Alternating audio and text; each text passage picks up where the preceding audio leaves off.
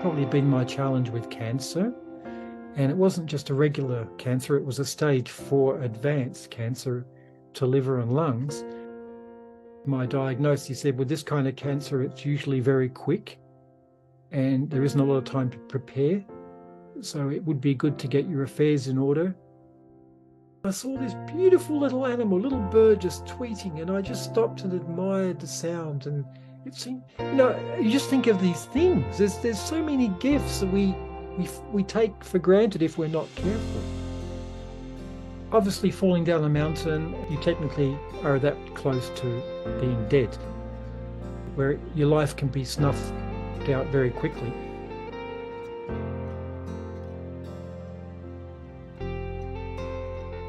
Welcome to the Sacred Conversation, and I am Daniela Hascara. Today I have an interview with Trevor Miller and his healing journey. And I'm so excited that you could join me. Welcome. Thank you very much too. I appreciate being invited to this experience. Let me ask you, what has been on your journey the key aha moments of some of your experiences?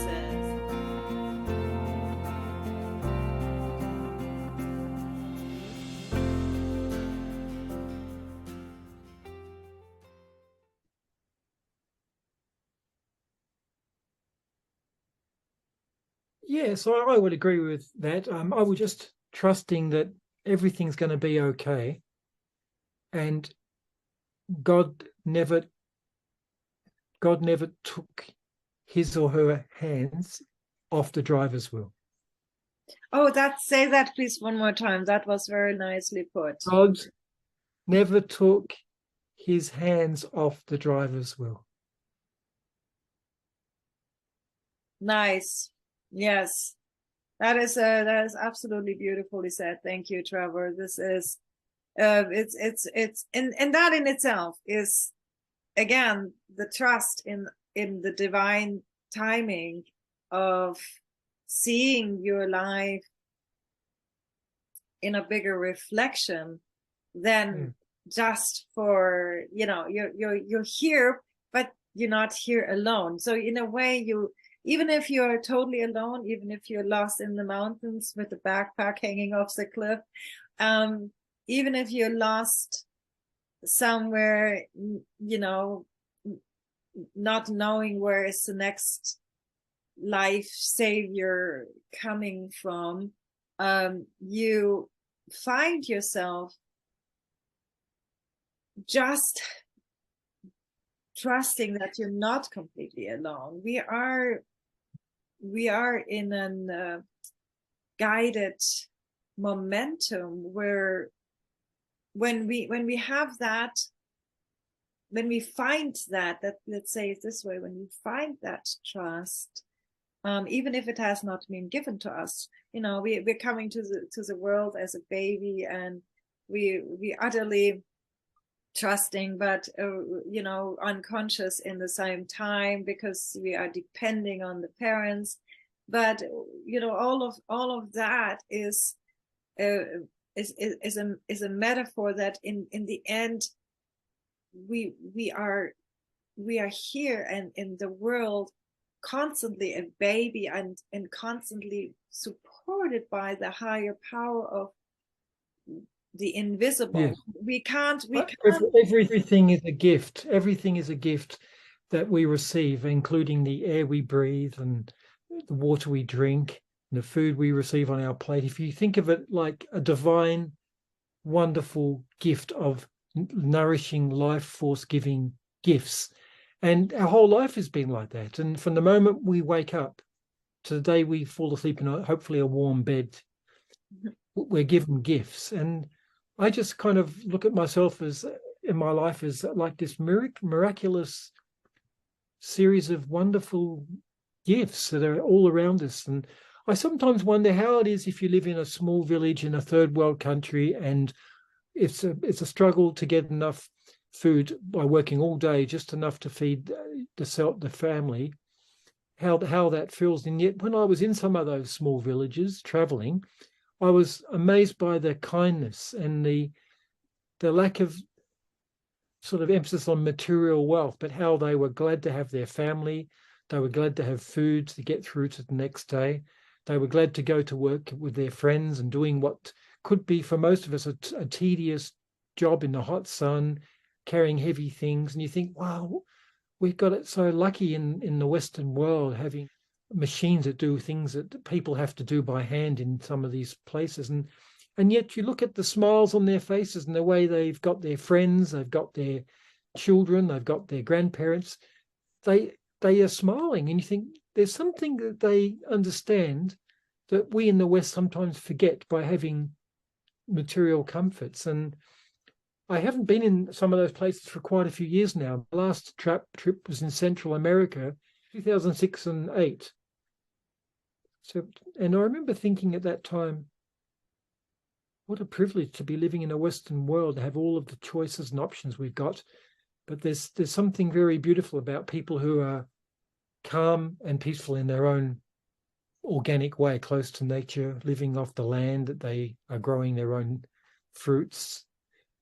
But to be honest, I actually enjoy all the options we get in the West.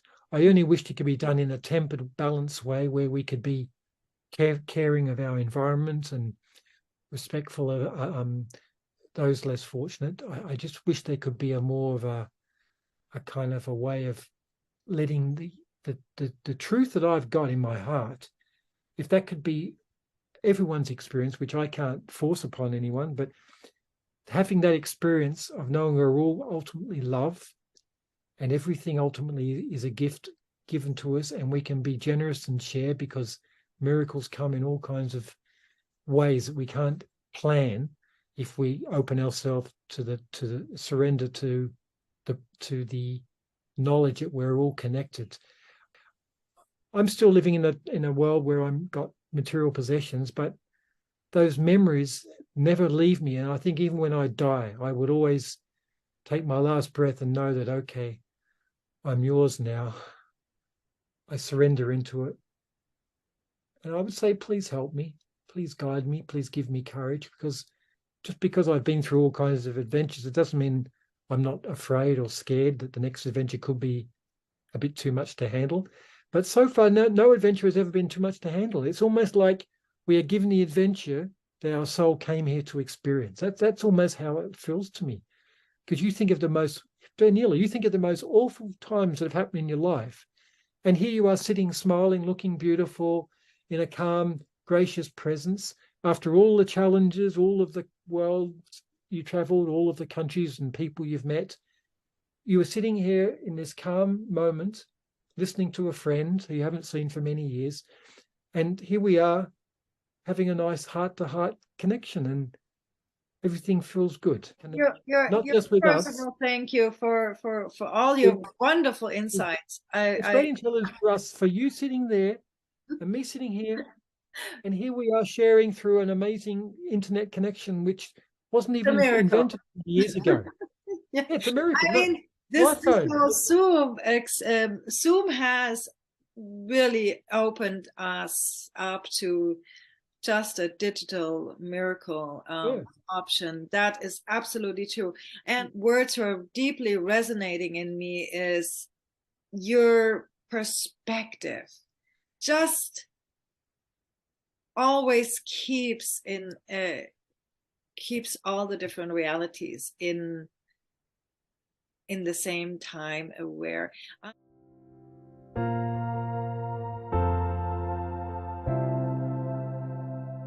wanted to ask you, Trevor, if you could give someone the heartfelt insight of what are the 3 things in a day what you find are precious to do, like are you coming to think? When I wake up, yeah, I try, when I get my mind a little clearer, I try to think, what were the gratitudes, the 10, I try to have 10. I say, what are the 10 things I'm just totally thankful for in this, right in this moment? And it's very easy, very easy. I have a warm bed. I have a body that's still alive and breathing and giving service and allowing me to perform my daily tasks and having fun walking and swimming occasionally and breathing in. And I don't have pain, believe it or not. It's amazing. I don't have pain. I think all these supplements I've been taking definitely have their merits. And then on top of that, I think, what else? Well, I'm thankful for the great God of the whole cosmos, the great intelligence that made everything synchronize, and planets and stars and atoms and molecules, everything just doing its magical journey to make everything, to give me this three-dimensional illusion of an amazing world. I mean, I know it's an illusion because we know about atoms and molecules with lots of space in between. It's all empty matter. It's moving at the speed of light. We know that, which in itself is a huge miracle. So miracle upon miracle upon miracle. And the list is endless. And then I try each day to think of a different list because it's easy to keep saying the same thing. So when when I'm losing my creativity, I think of another thing I can easily do is, what am I thankful for from yesterday? Because yesterday is only the day before, yet for some reason we can start to let those things fade away unless we reinforce the memory.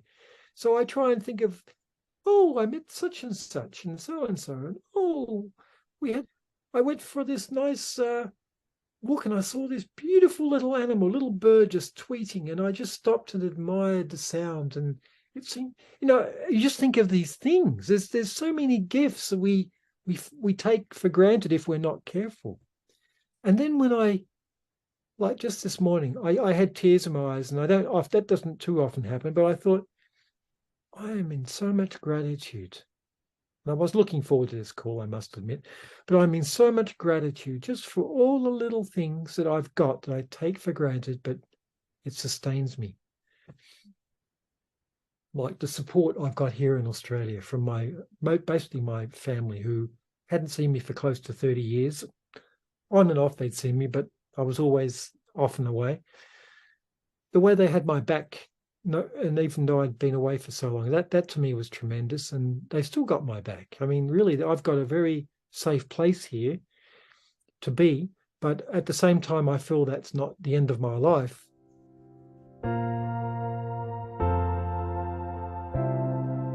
I'd like to just quickly jump back. Please do. One little thing. I did an experiment on my medical. And the experiment was, see if I could live without any chemo whatsoever. And I dropped it for 3 or 4 months. I was very frightened. I thought, if this backfires, the cancer could be in a huge growth and I could kill myself pretty much straight away. I wasn't sure how doing the healing, how much more my natural supplements are doing the healing, because I got about 50 supplements I take, and how much the chemo was doing the healing. But my plan was, if I can get off chemo, I have no more connection to the hospital system. I'm a free spirit. I'm able to travel again. I'm able to be more like a normal person rather than having to be close to hospitals and close to doctors and needing PET scans. So I did all that. I did the experiment. I can always keep the supplements because we know they're good for me. That goes without saying. I dropped the chemo on the first round. The cancer came back, about 20%. I go, oh, that was a mistake. So that was after you dropped the chemo completely. In other words, what I found out is it's a three-pronged attack. The supplements go without. That's like the bedrock. The supplements are what gives you life force. The chemo seems to be working in conjunction with, just like they work together as a complementary team to keep the cancer or even minimize the cancer. But when I dropped how it all started was the chemo was no longer working. The cancer was coming back. I had, to make it simple, reduced it for a year, and then the cancer slowly came back. Uh-huh. Mm-hmm. And To what then the doctor put percentage? me on. To what percentage did it come back?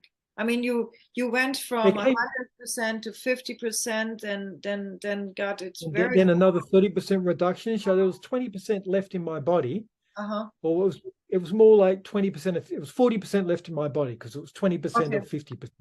If Okay. that makes sense.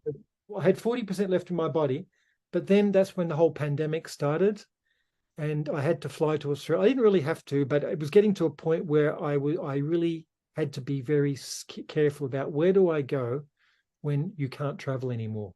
Right. And the only place that was safe was my family in Australia, because where I was staying didn't want me to stay there because they said, oh, we can't have non-family people staying here. We want to keep it safe for the family. And it was big bucks to try and find a place when everyone was locking down and panicked to even have interviews or meet anyone.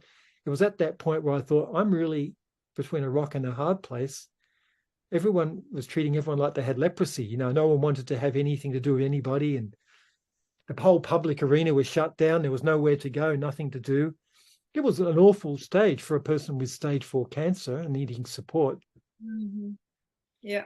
And my sister mailed me a ticket. She said, Trevor, there's a ticket in the mail, certified mail. You're gonna get on that plane. Your ass is gonna be on that plane 7 days from now, or that plane is leaving without you, and it's a non-refundable ticket. So you either get yourself to Australia and be with your sisters, or you're going to have to battle it out alone in America. Because I said that's pretty much where it was heading towards. Tell you at the time, So I got on that plane. I foresighted. Do you remember that early on, when you actually received the diagnosis in the very beginning, I said, do you remember that I was saying to you, Yeah, you told me. You said, and I didn't I believe you see at the you time. going back to It's all Australia. too ridiculous. Too ridiculous, because I was so committed to it being. Oh even yeah, you being said to American. me, no. I said you're going back. I said to Laurie, because she kept saying, why don't you think about your family in Australia? I said, oh no, Laurie, that's like the nuclear option. That's like no one would discuss the nuclear option. That's ridiculous. No, I saw you going back to you. I Well, did amazing. So foresee you're that. very prophetic. You obviously have a good insight there, Daniel. May I ask you something about? Um, I know your daily habits Oh, are. can I just before I Oh interrupt, yeah, just I'm very so briefly. sorry. I'm so So sorry. I no, so I did an experiment. I had three things that I was using. I dropped the chemo to see if I could live without the chemo. It didn't work. The cancer came back again in conjunction. They all work together. So it seems to me like only good when it's in conjunction with my chemo. For me. Now, some people have got tremendous results.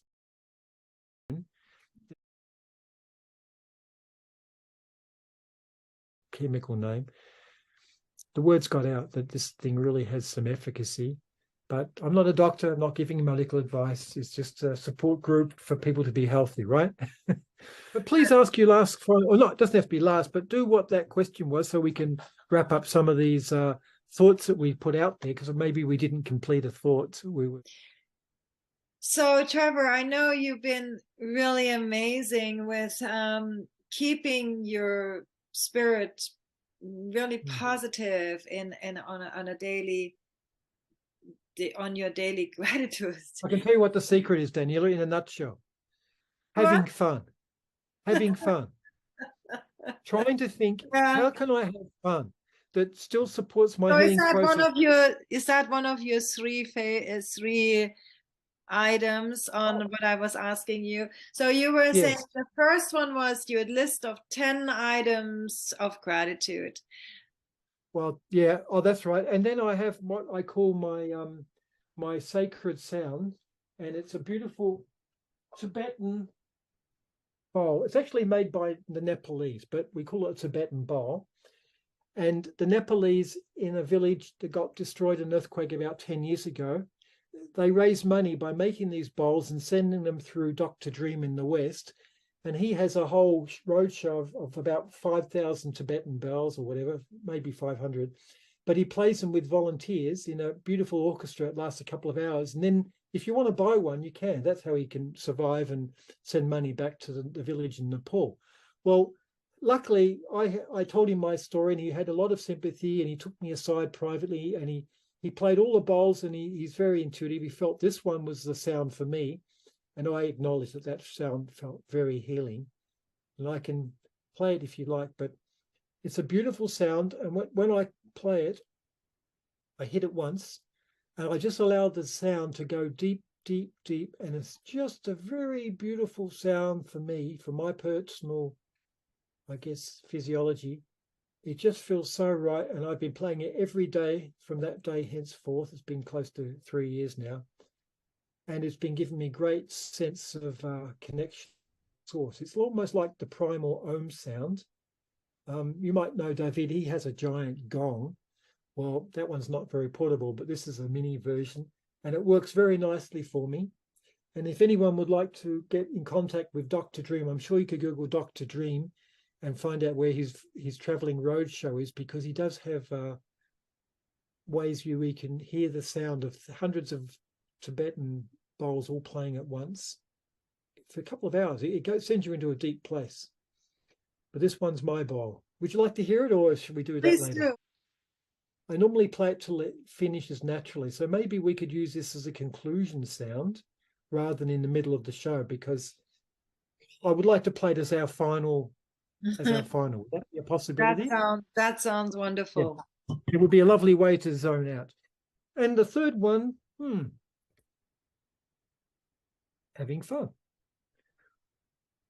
I've got other things I do, but I think the having fun is not frivolous. It's not so much how I used to have fun when I was younger. It's more like just listening to that little child inside that knows what is always fun and good for itself, and it just keeps moving in the direction of what feels good. And Esther Hicks, Abraham talks about that through Esther Hicks, the channel, in the law of attraction. And it's true. It is the truth. I felt for me, follow your bliss is pretty much the sum of that idea. And whenever I get a little bit off course, I say, is this making me feel good? No, not really. Is this making me feel good? Yeah. And just keep doing a little bit more of what feels good and a little bit less in your life of what doesn't feel good. And people might say, but that means you're not going to deal with your problems and all the things that have to be done. No, because that makes you feel good. Thank you. Nice. I actually just meditated this morning. What do I do with the rest of my life? And I thought, my original life was in America, and I was very content and connected to a lot of people and places. But being forced to be here during the pandemic, it made me realize that I actually haven't explored this country in the way that I would like to explore, because I was always working as a teacher, and then I was traveling around the world. So I always kind of left Australia as, oh, I'll do it one of these days. But I realized that one of these days is now. This is a good time. So, so to answer your question, the gratitude prayer, I call it, thinking of my little list of things that I've got gratitude for. Mm-hmm. The gong, which centers me with that beautiful Om, which you'll hear at the end of this session. And then this following your bliss, which is doing what feels like fun and gives you a sense of inner joy, even though it might appear to look like work, because it's, that there's fun at the end of it, like having that freedom to travel again.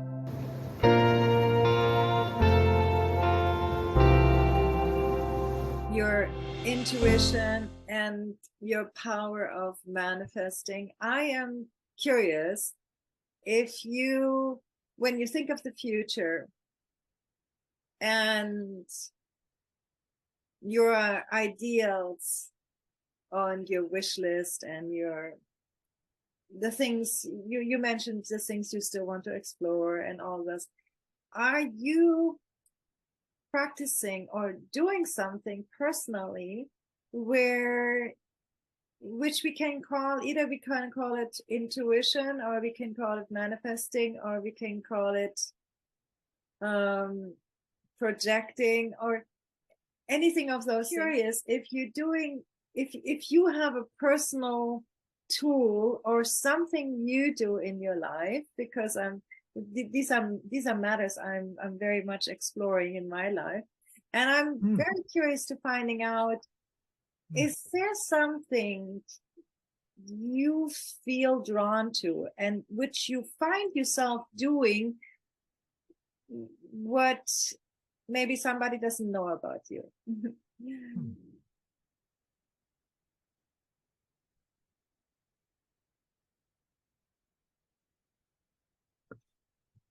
I found I've been able to manifest anything I've really wanted in my life, and I never really gave it credit. But the way it seems to work for me is you lie in bed. I find lying in bed in the morning, maybe at night, but when I'm got clear mind, but I'm more in the alpha state. And that's usually when I wake up, where I'm not fully conscious, but I'm lucid and clear enough to be able to creatively imagine and think.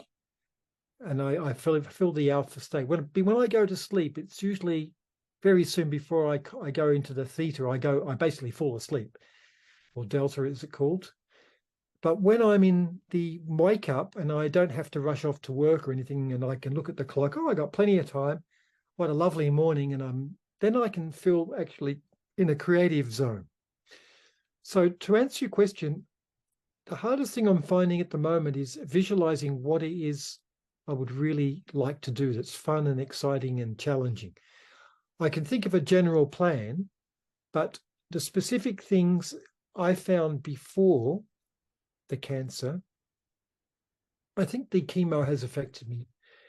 But I found before I was taking a lot of this chemo, I used to almost adventurously create something that was a little bit further than what felt comfortable to achieve. Like when I drove around America on vegetable oil, it was a big decision to decide I'm not going to go on tour buses and do typical tourist things. I'm going to drive around the whole country for free on a green technology that at the time I believed it was green. I think there's problems with diesel engines and running on vegetable oil, but at the time it looked like a sustainable technology. And I was able to access it from any restaurant in America. And all I had to do was pump it into my diesel-powered veggie burner, and it smelled like French fries, and I could drive my Mercedes-Benz all over the country, which I did for 5 years. And the reason why I mentioned that was a bold decision, but it was something that I dreamt. I think I could be the first person that I know of who's ever done that. And if I do it, that will be way cool because I'll prove it can be done and I can pioneer it for others, which I didn't end up pioneering. But it was a dream that I thought I could at least pull off to have fun. And it also felt like a sustainable way of travel, to travel on something that was grown from the sun and was free. And all you had to do was work out a way to pump it through a filter into your car, which was modified to run on vegetable oil, which I did. So anyway, it was a great adventure, but that was a bold dream. Another bold dream was when I was the 18-year-old, dreaming that I could backpack alone. I didn't really want to go alone. I would have loved a partner, but they weren't around. From Australia across to America without using public transport. I thought it's going to be difficult because I have to get from Darwin to Singapore or Bali. But then I found out as a student there was some special ways of getting into Indonesia. And then from there was ferries and buses and trains and hitchhiking a lot and camel rides. Not so much of that, but mostly public transport all the way across to Europe. And then from there, Freddie Laker had offered his 54-pound to New York SkyTrain, which was an experiment by this entrepreneur in London called Freddie Laker, and he called it Laker SkyTrain. So I bought a 54-pound ticket and flew to New York, but it cost £75 to come back to London because it was against the wind and they had to use more fuel, which was pretty amazing. So I didn't really do it completely without using fossil fuel, but it was definitely a way of getting across to Europe in a different way. And at the time, the Muslim countries were open they were friendly. That was when the Shah of Iran was in control in Iran. So he had all that under control and everyone was friendly. And Afghanistan wasn't at war with anybody. So they were all friendly and everyone was friendly. It was a really good time to travel in 1977. I got lucky. You could go overland all the way from Australia pretty much through Bali to Europe and That's New amazing. York. Yeah, so the reason why I mentioned that was I just had that thought that why not do it? Everyone else was doing little trips here and there and coming back. I thought the expense is spending flying to and from. I could save that money and just keep going on and on and on and see if I can get all the way there. And you know, I spend a lot of time at hostels in Europe and camping out in where did I camp out? In places where you could camp out and not have any problems. Europe. You camp in Europe. And little hotels and Lostmans in Bali and that were so cheap that I could stay at a lot of places, you know, for a few dollars. And it was just, I worked out I spent $4,000 Australian, which is about 3,000 US for a year. But of course, that was 1977. So I'd imagine that's close to a lot of money now. But even so, it was still amazing. Most friends couldn't believe I did it, you know. So in Most of my forecasting, what you're saying to me is that in some way you have a vision combined with a wish, and you take the action, and your adventurous spirit is just trusting and telling you this is going to be, and this is going to be fun, and I'm going to go for it, and I'm going to see where it takes me. So you have to in all, because I've been a very adventurous traveler myself, and just to keeping that thought in mind, what is it what makes us, you know, trust that the vision or the intuition, this is what I'm going to go for it. You know, how long before you take the steps of doing something like that? So I find it very intriguing. I found that in my life, from the vision to the wish to taking the action, was often almost like a little bit like a short moment in time, not a very long time, because the action has to be taken. You don't, if you procrastinate and you oh, I'm doing it one day and I'm going to do it next year. I think that some wishes or some visions, they're coming very spontaneous and you're following them. It's almost like a pull into the direction of going into the vision, correct? I'm a bit more like a commando. I tend to sort of plan my That's trip. I think, like a okay, comment. Exactly. I'm Yes. going to go overseas, but I think it's going to be 12 months. I'm going to need a certain amount of money. So I get more logistical about what it is I need. So I like to be more like a commando in my planning. So I'm fairly strategic. I don't really put myself into unnecessarily dangerous risk. But when you do anything with an open-ended agenda, you could have risk come along the way, which happened in the fall in Switzerland and several other instances. I remember I was in India and I was following this gentleman to come and see Ravi Shankar play his sitar, but at the same time, I felt this is a little strange. The gentleman who's taking me to the concert is leading me down alleyways, and then it came to a cage. And he said, "Oh, you sit here, and we get Ravi Shankar." I said, "Wait a minute, Ravi Shankar is not going to be coming here. Why are you bringing me here?" He said, "Oh, look, while you're here, you should look at these beautiful silks we have for sale. We have many, many silks." So he was obviously wanting me to buy his silks.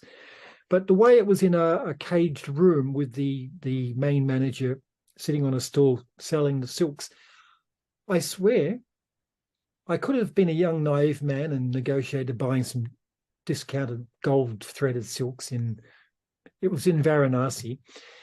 down this alleyways in the back streets of Varanasi. But then I thought, why is this thing all caged? Obviously, it's high security. These silks are worth a lot of money in their country. It's not like they want to have it open for grabs for anyone who could go in there. But then when I sat in, he said, "Look, I bring you some tea. You like sweet tea? We have special tea for our guests." I said, "Sure." He got up off the stool and he was walking around me to get the tea. I said, what's happening? Because I realized it was the perfect setup. I was stepping out of this caged room and leaving this guy who basically was sitting there by himself. And remember, they know travelers carry money belts. Everyone carries their passport tucked away. You don't leave it in a hotel room in India. So basically everyone knows to carry their stuff. And I just thought and I swear this is what happened. A red light came in my third eye. It was like I could virtually see it, like it was like a Hollywood movie. It was going burp, burp, burp, burp. I got goosebumps up and down my spine. I thought, whatever he's doing, whether it's a cup of tea he's bringing me or whether he's going to slam the door and lock the key and say, "We're not letting you out until you either hand over your money and give us what you got, or else you're going to have to stay here by yourself and die, because we're not going to come back and no one can hear you in this part of the world. We're all locking up." I had no idea. All I wanted to do was get out, and I ran out. He said, "Oh, what did I bring you tea? Why are you running away, sir?" I ran down the alleyways. I kept thinking, where's the bright lights? As long as it gets towards the sound of traffic and people, I knew I was out of those alleyways. And I was able to negotiate out of the alleyways and get back to the main street. And to this day, I've never seen a red light it was like a submarine is about to dive, and it goes boop, boop, like flashing a red light before it submerges to warn anyone, I guess, on the deck that they need to clear it. Never had that happen to me before. But I'm just giving you a sense that there's so much that we can't plan in life. All we can do is follow what feels good. And if it doesn't feel good anymore, listen to that feeling. There's a reason why you're not feeling like it's feeling good. Exactly. And so what our Esther Hicks was, follow your bliss, is absolutely true. I think when it feels good, you're going in the right path. And when it's not feeling good, it's time to redecide if that direction is what you need to do. And I don't mean chicken out of challenging situations. Sometimes it doesn't feel good because it's going to be uphill all the way, but you kind of know, yeah, but it still feels good. A little pain for the body, a little exercise is good for the soul, right? You're just going to get yourself into gear and get those lungs puffing away. And you're going to feel great at the end of the day when you know you hiked that big mountain, and, it's worth it. It's just, it's not to do with the pain. It's more to do with whether you're in the right direction, going towards source or away from source, because that's what we're doing. We're all evolving towards source or evolving away, isn't it? Isn't it the trick case? We get closer to God. Absolutely. I hear you very, very much, that this, following those impulses. I mean, from the question, what I was asking you, my curiosity was, the insight, the impulse, the intuition to the action you're taking, going in the direction. Because I noticed when I see that vision or see that impulse, that fun spot traveling somewhere, and I smell it, oh my goodness, I'm already halfway there. That intuition, that inspiration, the imagination of the vision becoming really almost, you feel it, you're there, you see it, you are so excited about, you're getting the excitements trickling into your body. And it's true, isn't it? You're virtually totally painting the picture on the inner level.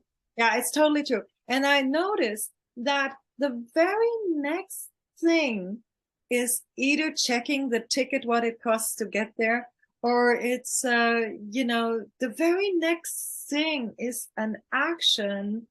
You're already moving in the direction, you're looking something up, you halfway packing your backpack, so you have like and this impulse of the vision coming in, and through it, just genuinely, authentically knowing that that is your path, that's on the path, that's the next path, that's the next step you are taking. So I'm excuse me, I'm feeling that a lot of times in life we when we stop ourselves, you know, in the tracks of not following that impulse,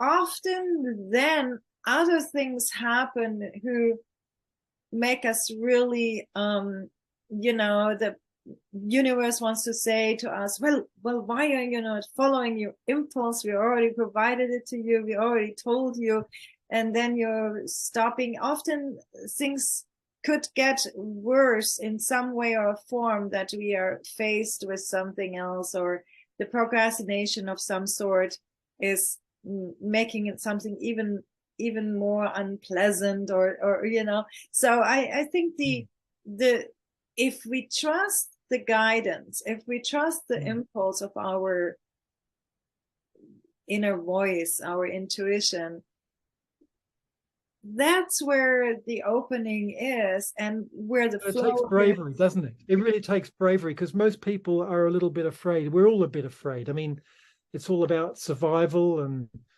you know, keeping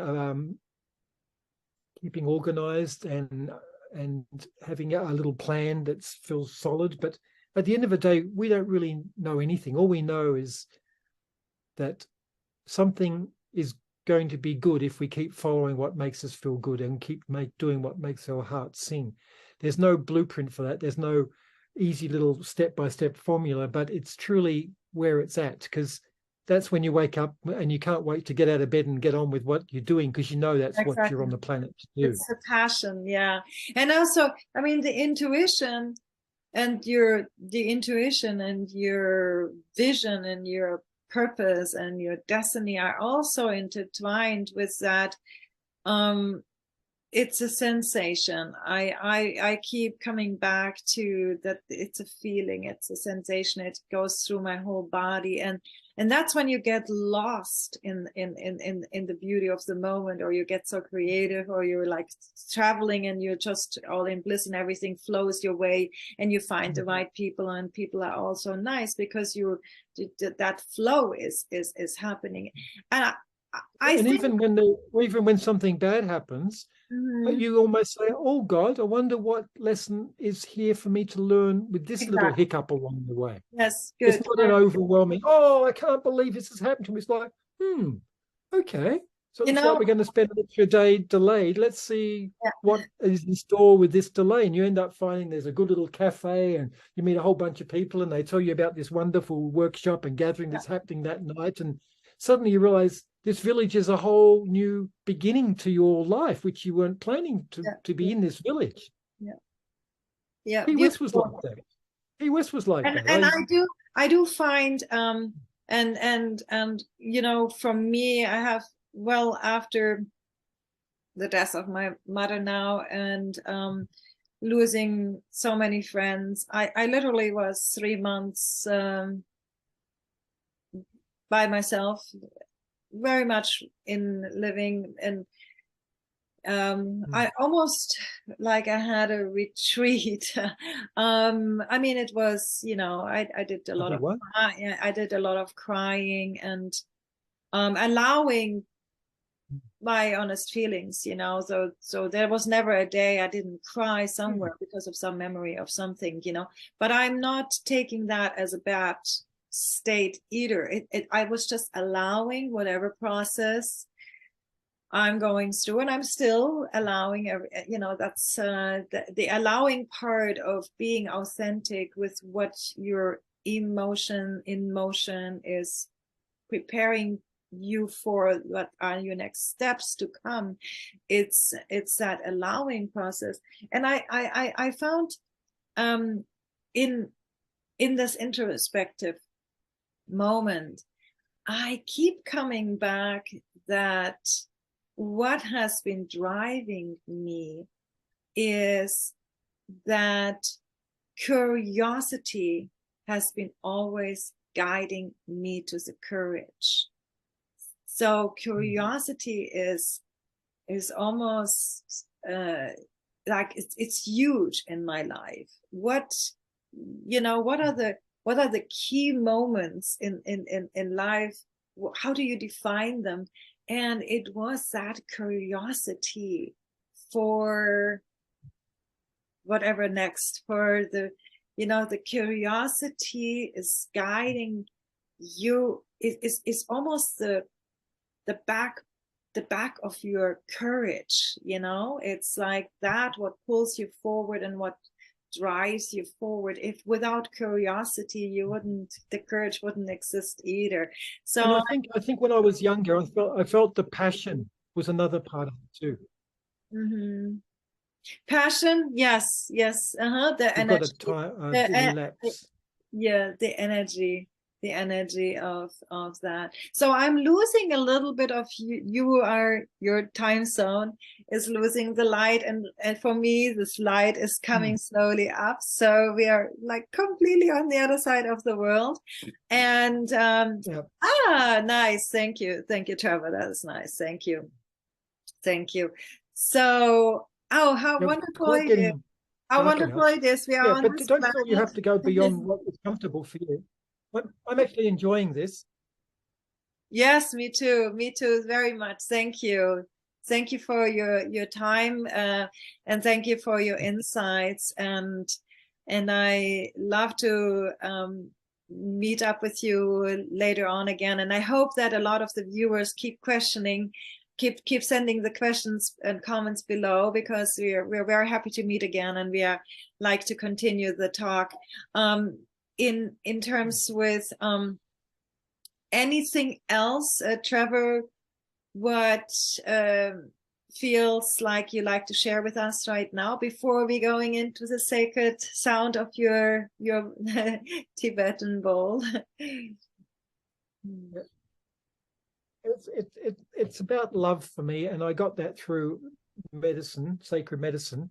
But then I've had chances to just acknowledge it in my three-dimensional world when I just get a great sense of, like, I see wonderful beauty or wonderful sound, or I get inspired by a wonderful thought or a wonderful quote, a beautiful meme someone might share on the internet. It's like there's so many ways that it comes in. A dear little animal, a beautiful bird song.